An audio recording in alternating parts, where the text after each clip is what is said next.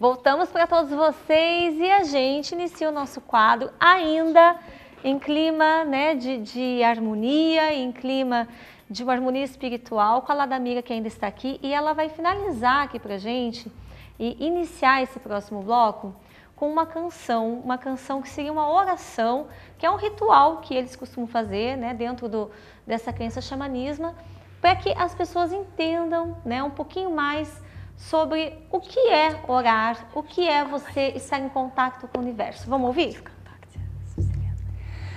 Это подарок всем жителям Куритибы. É um presente para todos os cidadãos de Curitiba. Пусть ваш дом всегда будет наполнен здоровьем, изобилием и счастьем. Que sua casa sempre tenha saúde, felicidade e abundância.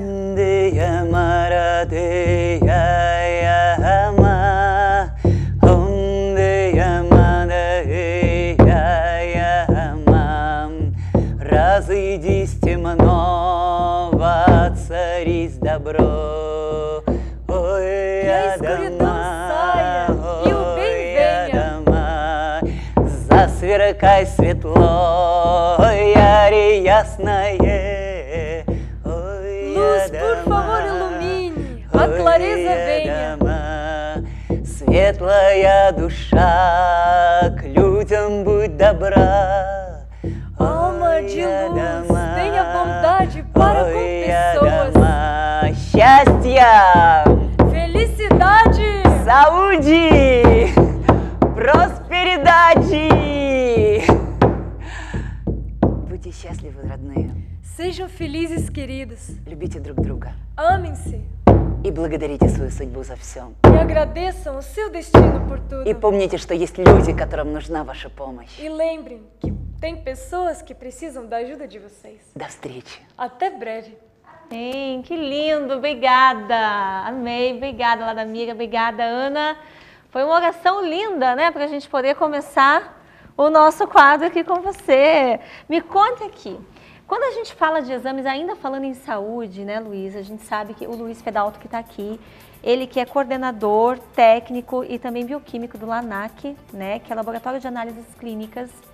A gente sabe que todo final do ano as pessoas, elas têm essa predisposição em viajar, em querer ir para as férias. E Deus o livre, aconteceu um mal-estar, alguma coisa dentro desse período, né, Luiz? Sim, com certeza. Então, eu queria que você explicasse para a gente um pouquinho, porque assim, a gente sabe que exames são necessários a gente fazer. Nem sempre você precisa fazer um check-up de um todo, mas pelo menos alguns específicos é interessante, não é? Para essa mudança aí, já que você vai viajar, para ficar despreocupado, essa virada de ano é importante. Com certeza. Essa época do ano o pessoal busca muito fazer os seus check-ups anuais, né? Um período de dar uma parada para cuidar um pouco mais da saúde. E realmente não é um padrão de exames a fazer para todo mundo igual. Isso vai variando um pouco de acordo com a idade, sexo. Então, realmente varia um pouco de acordo com alguns fatores. Entendi. E o que é um check-up? Para o público de casa que está assistindo a gente agora, às vezes a pessoa pensa que é só um exame de sangue. Mas o que é um check-up mesmo? É só o exame de sangue mesmo ou inclui outros exames? Inclui vários exames, né? Normalmente você procura um médico, né? Pode ser um médico de costume, um clínico geral, ou já algum que você já tem o costume de consultar. Ele vai passar uma relação de exames, que pode ser tanto de laboratório, de sangue, como alguns exames de imagem também, né? Que vai buscar algumas coisas também, alguns exames de coração, esse tipo de coisa. E os exames de sangue sempre, normalmente, eles incluem junto nisso, né? Dieta de exames, porque assim, eu não consigo entender por que muitas vezes, ainda nos dias de hoje, você tem que ficar 12 horas sem comer, sem tomar uma água para fazer um exame. Meu Deus do céu, que mundo é esse? Ainda existe isso? Essa dieta de exames é necessária? Para alguns exames, sim. A água não corta jejum, então pode tomar água durante esse período, tá? Depende. Tem um ali tem um que eu fiz esses tempos que eu precisei parar de tomar água 3 da manhã até as 11 da manhã do outro dia. Eu falei, Jesus, sem água, sem nada. Tipo, endoscopia, essas coisas não pode, né? Exames de imagem, alguns sim, né? Que daí são um preparo um pouco diferente, né? Mas assim, os exames de sangue, no geral, não precisa. A água pode tomar. Não vai passar sede, não. Entendi. Mas alguns exames realmente de imagem precisa, alguns em contrapartida precisa tomar muita água, porque precisa estar com a bexiga já um pouco mais concentrada. Então, assim, tem alguns preparos específicos, né? Mas o jejum, ele realmente é preciso para a maioria dos exames por conta características do exame, né? Por exemplo, uma glicose, não pode se alimentar antes porque senão vai alterar o exame da glicose, daí você não vai ter um parâmetro para avaliação, por isso que o jejum de 8 a 12 horas ele é necessário mesmo para alguns exames. Não são todos, mas alguns ainda é preciso. Entendi. Qual o período máximo de jejum? Porque às vezes as pessoas pensam assim, ai não, eu vou ficar mais 1 hora sem comer porque daí o exame fica mais eficaz. Tem gente que pensa isso, às vezes pode até prejudicar, Sim. não é? A gente sempre fala que que você está tentando se enganar na verdade, porque muitas vezes você faz um jejum lá de 15, 16 horas, fica 20 horas sem comer, vai fazer um teste de glicose, ele vai dar normal, mas quem garante que realmente a tua glicose é normal e não está aumentada e só ficou normal porque você fez um jejum tão prolongado? Então, você está tentando se enganar, por isso que o ideal é seguir a recomendação de fazer um jejum de 8 a 12 horas. Não é bom passar até 14 horas, ainda dá para você fazer os exames, mas não é bom prolongar mais do que isso, porque senão você começa a ter algumas alterações que ou podem colocar alguns exames numa faixa normal, em contrapartida de alguns você pode começar a ter alterações pelo jejum prolongado daí. Entendi. Tá, em relação a exames tradicionais, quais são os exames que você indica para as pessoas quando elas vão pegar férias, vão fazer uma viagem longa? O que você acha que é fundamental ela fazer? Lógico, além dela ir num clínico geral, pegar, né, juntamente ao seu médico ali, mas por conta, a pessoa não quer ir e tal, vou fazer por conta só para ver, qualquer coisa eu vou no médico. Tem gente que pensa assim também, não né? é o ideal não é o essa ideal, situação, mas né? tem gente que pensa, resume, passa pelo médico já direto, né? Porque afinal de contas você precisa de alguém que avalie aquele resultado, você não pode simplesmente pegar Ir lá e ele fazer e por achar conta. que tá tudo normal, tá tudo bem. Né? O médico, quando ele pede os exames de check-up, ele avalia em conjunto vários exames. Às vezes ele pode estar normal, mas você vai pegar um exame de imagem que ele solicitaria, que tem alguma alteração. Por isso que o ideal é sempre antes procurar um médico, ele vai te dar uma listagem dos exames que ele acha necessário para aquela faixa etária, para o sexo da pessoa. Então isso também tem algumas variações, né? Vai mudando um pouco. Mas de modo geral, os principais exames que você faz é o hemograma, né, para ver se a pessoa não tem nenhuma anemia, nenhum processo infeccioso. Os colesteróis, sempre é bom dar uma avaliada, ainda mais esse final de ano que a gente acaba comendo muita comida, muita massa, muita gordura, então assim, é bom fazer os colesteróis. Uma função renal é sempre importante fazer, ver como está funcionando nossos rins, a ureia e a creatinina, né? Os exames do fígado também, às vezes a gente exagera um pouco no final do ano com as bebidas alcoólicas, então é sempre bom também fazer alguns exames relacionados ao fígado, como a gama-GT, as enzimas hepáticas. São sempre importantes. Em relação à terceira idade, né? A gente sabe que a terceira idade sempre tem que ter esse cuidado um pouquinho maior com exames. O que você indicaria a cada 6 meses, independente de viagem ou não, ou menos até? Para a cidade ter um pouco mais de risco, né, de ter algumas doenças, o ideal é você encurtar um pouco esse período do check-up. Então, fazer ele a cada 6 meses é um período bom já. Né? É difícil você também ter uma doença que vá surgir do nada em menos de 6 meses. Então, 6 meses é um tempo bom para você ir acompanhando. Normalmente os médicos mesmo recomendam esse período. Para as pessoas com uma idade já os mais jovens, 30, 40 anos, a cada 1 ano já é um tempo bem legal de se fazer um check-up. Entendi. Quando a gente descobre, por exemplo, alguma alteração, no caso, ou de alguma doença, ou algo hormonal até mesmo, de quanto em quanto tempo eu tenho que estar sempre vigiando isso, verificando para ver se deu alguma mudada, se melhorou, se piorou, o que você, né, como técnico na área, pode indicar? Normalmente quando você descobre alguma alteração em algum exame, se iniciar o tratamento, normalmente o médico dá ali uns 6 meses, depende muito da alteração, né, do tipo de doença que foi descoberta. Porque aí você teria que verificar como que é o tempo da medicação fazer efeito e tudo mais, mas assim, normalmente eles começam a acompanhar um período mais curto, às vezes 2, 3 meses, vai repetindo os exames e depois com o passar do tempo vai prolongando um pouco mais, mas sempre mantendo um período ali em torno de 6 meses, que é o que normalmente a gente observa que é realizado. É um período mais ou menos nesse sentido, de 6 meses no máximo, assim, as avaliações clínicas e tudo mais. Por que muitas vezes as pessoas dizem, né, que a pessoa fazendo check-ups, ela está fazendo uma medicina preventiva? O que quer dizer, não só, vamos dizer, a parte técnica da coisa, mas convencional do dia a dia, para que as pessoas entendam melhor o que é uma medicina preventiva? A medicina preventiva, né, ela está bem na moda hoje em dia, né, o pessoal a gente fala que a gente está começando uma geração mais saúde, um pouco que as pessoas buscam a saúde mais precocemente, é justamente isso, é você tentar descobrir uma doença, um risco muitas vezes de você ter uma doença antes de que ela comece a desenvolver sintomas ou que você vá atrás de descobrir isso só porque você já está passando mal, já está com algum problema que você está sentindo. Então a medicina preventiva ela se baseia nisso, em você pesquisar precocemente as doenças ou a possibilidade de você ter uma doença no futuro. Para quem toma remédios antidepressivos, ainda mais nessa época do ano que a gente sabe que a parte psicológica das pessoas fica um pouco alterada, né, para algumas situações, como que ela consegue fazer esses exames? Ela tem que parar com essa medicação ou até mesmo não só esse tipo de medicação, mas medicação que realmente ela tem que tomar já devido a algum problema? Ou ela pode estar tomando medicação e ainda assim fazer o exame? Ela tem que manter a medicação conforme ela usa usualmente.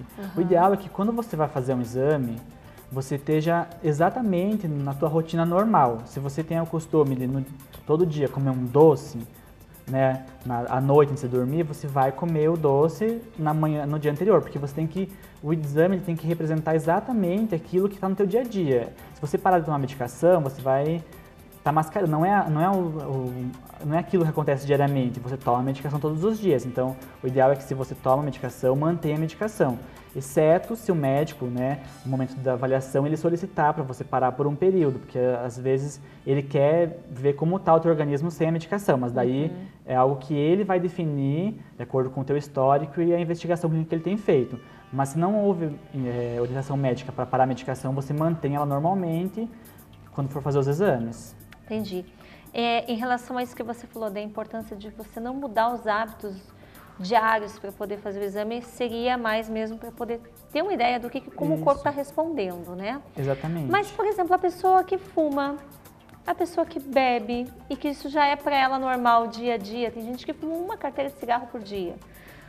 Isso dá muita alteração no exame? Em alguns exames, sim. Né? E aí, como fazer?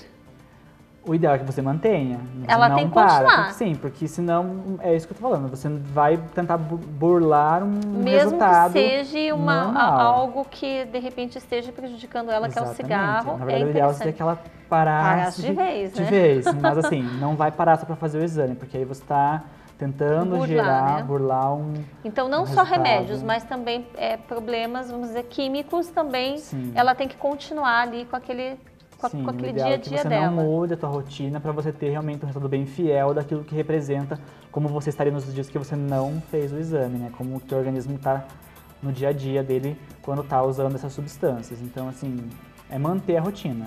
Por que muitas vezes, Luiz, tem pessoas que, digamos, eu fiz um exame, esse exame leva dias para ficar pronto.